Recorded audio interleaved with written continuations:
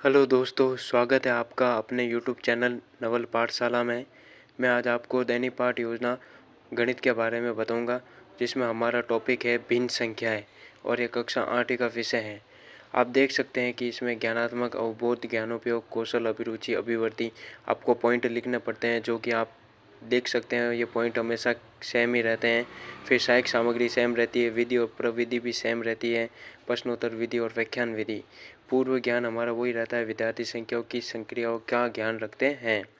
फिर हमारे प्रस्तावना प्रश्न होते हैं जो 4 होते हैं, और अंतिम हमारा प्रस्तावना प्रश्न संभावित उत्तर होता है। उद्देश्य कथन हमारा सेम ही रहता है और प्रकरण हमारा चेंज हो जाता है। ठीक है, आपको ये समझ में आ रहा होगा। आगे चलते हैं। हमारा इसमें पहला पॉइंट है एक भिन्न का पूर्ण संख्या से गुणा करना। ठीक है, आप देख सकते हैं कि इसमें विकासात्मक प्रश्न, छात्र अध्यापक का कथन और बोध प्रश्न दे रखे हैं। आप एज इट इज़ इसको उतार सकते हैं, कोई भी प्रॉब्लम नहीं होगी। आगे चलते हैं तो छात्र छात्रा क्रिया, विधि, प्रविधि, श्यामपट्ट कार्य आपको दे रखा है और आपको आलेख में रंगीन भाग है, इसके बारे में दिखा रखा है आपको आलेख कैसा कैसा बनाना है। ठीक है, आप चेक कर सकते हैं, देख सकते हैं, पूरा दे रखा है। पहला पॉइंट आप इसी प्रकार से लिख सकते हैं पूरा।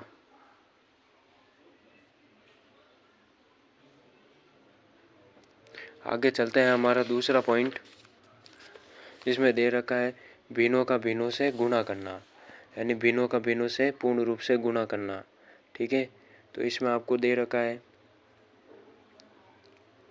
कि भिन्नों का भिन्नों से गुणा करना, जिसमें विकासात्मक प्रश्न, छात्र अध्यापिका कथन और बोध प्रश्न दे रखे हैं। आप देख सकते हैं, आप इसको पूरा एज इट इज़ उतार सकते हैं और अपनी दैनिक पाठ योजना की डायरी है उसमें आप भर सकते हैं।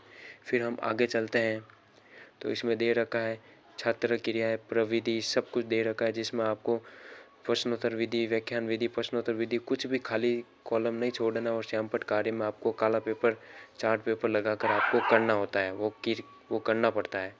ठीक है, आप देख सकते हैं कि भिन्नों का भिन्नों से गुणा करने पर आपको किस तरह लिखना है, खुले खुले लिखना है और अपनी दैनिक डायरी को फिलअप करना है और पूरा करना है। फिर हम आगे चलते हैं, हमारा तीसरा बिंदु है भिन्नों का गुणनफल का मान, यानी भिन्नों का जो गुणनफल का होता है उसका मान ज्ञात करना, जो दिया गया है। विकासात्मक प्रश्न दे रखे हैं, छात्र अध्यापिका कथन दे रखा है, बहुत प्रश्न दे रखे हैं। आपको एज इट इज़ ऐसे कैसे उतारना है आप उतार सकते हैं और अपने हिसाब से भी लिख सकते हैं। उदाहरण देके अंडरलाइन करके आपको लिखना है। ठीक है, जिससे हमारी दैनिक डायरी जो है वो अट्रैक्टिव लगे और बहुत सुंदर दिखे और काम भी हमारा अच्छा लगे। ठीक है, चार्ट पेपर आप अच्छा सा चिपकाएं, इससे फिलअप करके फिर आराम से भरकर फिर लगाएं। ठीक है, इसमें आपको दे रखा है, पूरा देख लीजिए।